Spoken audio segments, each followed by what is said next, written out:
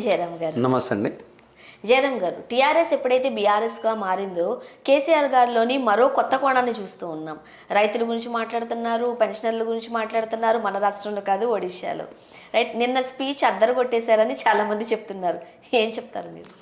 అంటే కేసీఆర్ మాట్లాడితే అదరగొట్టడం ఏదైనా మాట్లాడతాడు. లేనిది ఉన్నట్టు, ఉన్నది లేనట్టు ఏదైనా చెప్పగలుగుతాడు. సో పట్టపగల కూడా చుక్కలను చూపించేసి చుక్కలు కనిపిస్తున్నాయి చెప్తాడు. ఎవరికి కనిపించకున్నా కూడా కనిపిస్తున్నాయి అంటే పక్కోడు ఎదవలు కాబట్టి వీళ్ళు కూడా కనిపిస్తున్నాయని చెప్తుంటారు. అంటే ఇక్కడ చెప్పాల్సింది ఏంటంటే కేసీఆర్ మాటల్లో మాట్లాడినంత మాత్రాన పరిస్థితులు మారవు. పరిస్థితులు మారాలంటే పనులు మాత్రం చేయాలి. పనులు చేయకుండా మాటలు చెప్పేయడం వల్ల పెద్ద ప్రయోజనాలు ఉండవు. అంటే ఇది కొంతవరకు సర్వే అవుతుండొచ్చు, కానీ ఎల్లవేళలా ఎల్లకాలం మొత్తం దీని మీద సర్వే అవ్వాలి.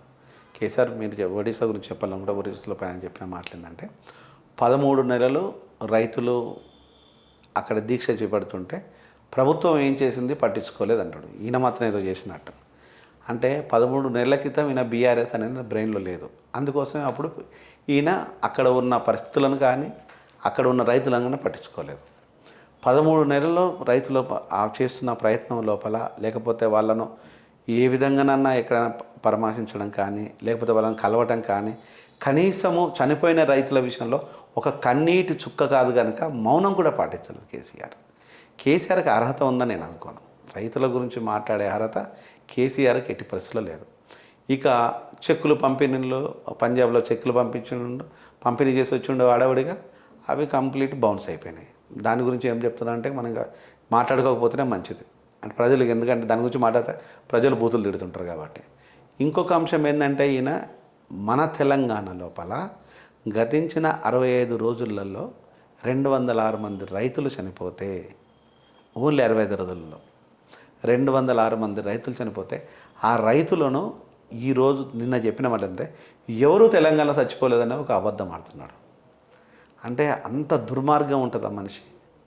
అంటే రాజకీయాలు అనేటివి రాజకీయంగా మాట్లాడాలి తప్పితే దిగజారి హీనానికి దిగజారి ఇన్ని అబద్ధాలను చావులను అవహేళన చేస్తూ ఈరోజు రైతులే చనిపోలేదనే ఒక డ్రామా ప్లే చేయటం. అంటే ఒరిస్సాకు ఇక్కడికి 500 కిలోమీటర్ల దూరం ఉండొచ్చు, కానీ అక్కడ మాట్లాడితే అరక్షణంలో ఇక్కడికి వినిపిస్తుంది. ఎందుకంటే సోషల్ మీడియా అంత యాక్టివ్గా ఉంది. ఈరోజు ఎవరు ఎక్కడ ఏం మాట్లాడినా కూడా ఈరోజు ప్రపంచం మొత్తం విత్ ద మినిట్స్లో తెలిసిపోతుంది.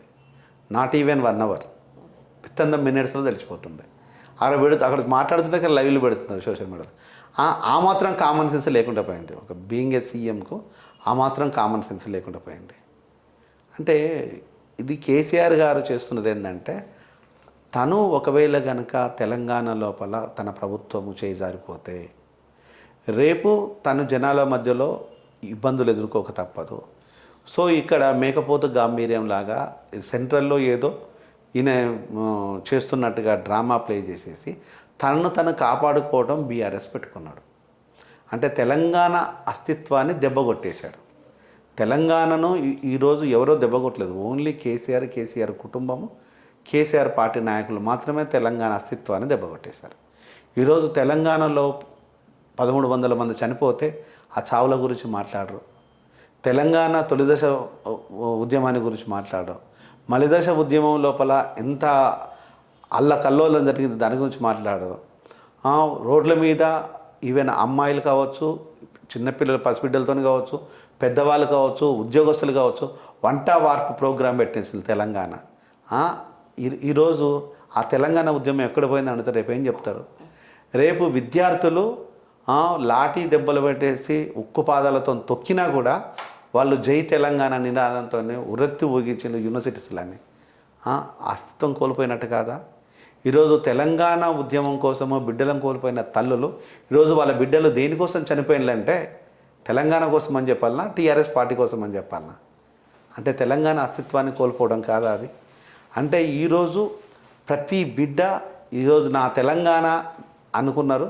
టీఆర్ఎస్ తెలంగాణ కోసం పుట్టింది అనుకున్నారు, కానీ బీఆర్ఎస్ ఈరోజు వాళ్ళ బతుకుల కోసమో వాళ్ళ కులం కోసం కుటుంబం కోసం పుట్టిన బీఆర్ఎస్ను బలవంతంగా తెలంగాణ ప్రజల మీద రుద్దుతున్నారు. రేపు తెలంగాణ అస్తిత్వాన్ని కోల్పోయిన తర్వాత ఆంధ్రకు పోయి మేము మిమ్మల్ని విపరీతంగా మీ భాషను తిట్టినాము, మీ యాసను తిట్టినాము, మీ తిండిని తిట్టినాము, మీ గోంగూరను తిట్టినాము, మీ సోరకాయని తిట్టినామని చెప్తాడైనా పోయి, అడుగుతాడైనా పోయి, వాళ్ళు రేపు ఏం చేస్తుంటారు అంటే అది చెప్పుకోవడానికి లేదు. అంటే ఇలాంటి కళ్ళబొలి మాటలు చెప్పుకోవడానికి మళ్ళీ రేపు ఇంకొక నాయకులు వెతుక్కుంటాడా? ఈ తోట చంద్రశేఖరరావు లేకపోతే ఉండవల్లి లాంటి వ్యక్తులు కానీ, అంటే ఇదంతా ఒక అంశాన్ని తీసుకునేటప్పుడు కానీ ఆలోచనతో తీసుకోవాలి. ఆయనకు ఆలోచన ఉంది, రాజకీయంగా తను బతికించుకోవడం కోసము, తను సంపాదించుకున్న ఆస్తులను బతికించడం కోసము ఈరోజు ఈ నాటకాలు ఆడుతున్నారు తప్పితే ప్రజల కోసం కానీ, ప్రజా ఉద్యమాలను బతికించడం కోసం కానీ, ప్రజా ఉద్యమాలు ఉండాలనే కోరుకోలేదు ఆయన. ఎందుకు అంటే ఎక్కడైతే ధర్నా చౌక్ ఉందో, ఎక్కడైతే ఇందిరా పార్క్ ఉందో దాన్ని క్లోజ్ చేసి నిరంకుశంగా ప్రవర్తించిన నువ్వు ఉద్యమాలకు ఎక్కడ విలువలిస్తావు నువ్వు? అంటే ఫక్తు రాజకీయ పార్టీ అనే పేరుతోనే నువ్వు ప్రజలను నిరంకుశంగా దెబ్బకొట్టినవు. అంటే ఆయనకి ఇప్పటి వరకు రిలీజ్ అయిన జీవోలలో, అంటే గత 7 ఏళ్లలో ఆయన రిలీజ్ చేసిన జీవోలలో 1,50,334 జీవోలు రిలీజ్ చేస్తే 77,000 జీవోలను తన కొడుకు ఆయన పేషీల నుంచి 77,000 జీవోలను వాటిని దాచిపెట్టేసిండు. అంటే దమ్ము ధైర్యం ఉన్న వ్యక్తి ఎవడు దాచిపెట్టాడు? అంటే ఇవన్నీ చెప్పుకుంటూ పోతుంటే ఎవరి కోసం? అంటే ఎప్పుడు కూడా నీ శ్రేయస్సు కోసము, నీ కుటుంబం కోసం, నీ కులం కోసం బతుకుతున్నావా?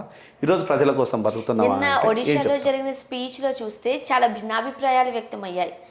రైతుల ఆత్మహత్యలు అసలు తెలంగాణలో లేవు అన్నట్లుగా కేసీఆర్ గారు మాట్లాడారు అని విశ్లేషకులు బయటకు వచ్చి మరీ చెప్పారు. తెలంగాణలో ఆత్మహత్యల సంగతి ఏంటి అని అదే చెప్పాను ఇంతకుముందే మీకు. 65 రోజులలో 206 మంది. అంటే ఆత్మ బలిదానాలు జరిగిపోతుంటే చావులే లేవంటే ఏం చెప్పాలి? దానికంటే ముందు 1,300 మంది తెలంగాణ కోసం చనిపోయిండు. దాన్ని ఒప్పుకుంటాడు దమ్ముంటే, ధైర్యం ఉంటే. అంటే కేసీఆర్ కుటుంబంలో ఎవడు చావలేదు, కులంలో ఎవడు చావలేదు, ఆత్మహత్యలు తన టీఆర్ఎస్ పార్టీలో ఎవడు చావలేదు. కానీ వాళ్ళు ఎంజాయ్ చేస్తుంటే సామాన్యులు వచ్చిపోతున్నారు కదా. ఈరోజు ధరణి పోర్టల్ పెట్టుకొచ్చేసి ఎవరి కోసం ఉపయోగం? లేదు నువ్వు రైతు బంధు తీసుకొచ్చి ఎవరి కోసం?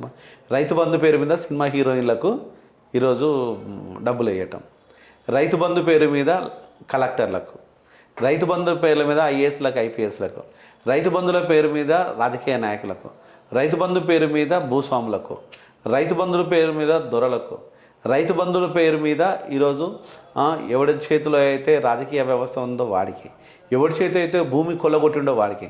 అంటే రైతు బంధు పేరు మీద రాబందులాగా దోచుకుంటూ ఉంటే రైతులనే వారిని చిన్న భిన్నం చేసి రైతుల ఆత్మహత్యలు జరుగుతుందో లేవని చెప్తున్నప్పుడు కేసీఆర్ ఆత్మవిమర్శ ఎప్పటికైనా చేసుకొని నిజాలను మాట్లాడితే ప్రజలు గౌరవిస్తారు, అభినందిస్తారు, ఆహ్వాదిస్తారు. కానీ ఇలాంటి తప్పుడు మాటలే మాట్లాడితే నెక్స్ట్ ఎలక్షన్లో ప్రజలే నిర్ణయం తీసుకోవాలి, అది ప్రజలకే వదిలేద్దాం. ఒడిశాలో 500 రూపాయలు పెన్షన్ ఇస్తున్నట్లయితే మేము 2,000 రూపాయలు పెన్షన్ ఇస్తున్నామని కేసీఆర్ గారు చెప్పడం జరిగింది. మరి అనుకున్న వాళ్ళందరికీ పెన్షన్ అమలవుతుందంటారా? మీరేం చెప్తారు? కేసీఆర్ తాత జాగిరా ఏమన్నా ఇవ్వడానికి? ప్రజా సొమ్ము, ప్రజల సొమ్ము. ఏంది 1,28,00,000 ఎకరాల భూమిని కొల్లగొట్టేసి ధరణి పేరు మీద దగా చేసేసి జనాలను తిడతారేమో అని చెప్పి, శాపనార్థాలు పెడతారు అని చెప్పేసి వాళ్ళ శాపనార్థాలకు భయపడి ఆ పెద్ద మోసాన్ని కప్పిపుచ్చుకోవడం కోసం నువ్వు 2,000 రూపాయలు ఇస్తున్నావు. 2,000 రూపాయలు వాళ్ళు అడగలేదు. నీకు దమ్ముంటే ఆల్కహాల్ రహిత రాష్ట్రాన్ని తయారు చేయి. నీ దమ్ముంటే ఒకవేళ కనుక డ్రగ్స్ లేని రాష్ట్రంగా తీర్చిదిద్దు. నీకు చేత అవుతే ఈరోజు ప్రజలకు ఉచిత విద్యను అందించు, నీకు చేత అయితే ఉచిత వైద్యాన్ని అందించు. ఇది ఏమీ లేకుండా 2,000 రూపాయలతోని మనిషి బతుకుతాడు అంటే ఆ మాత్రం బుద్ధి జ్ఞానం ఉండాలి. 2,000 రూపాయలు ఎవరికి ఉపయోగం? ఉచిత వైద్యం లేదు, ఉచిత విద్య లేదు. ఈరోజు విపరీతమైన ఆల్కహాల్ పెంచి ప్రజలకు తాగిపిచ్చి చంపేస్తున్నారు. అంటే ఇన్ని మోసాల కంటే 2,000 రూపాయలు ఎవరికి ఉపయోగం చెప్పండి? థ్యాంక్ యూ సో మచ్ అండి. Thank you very much.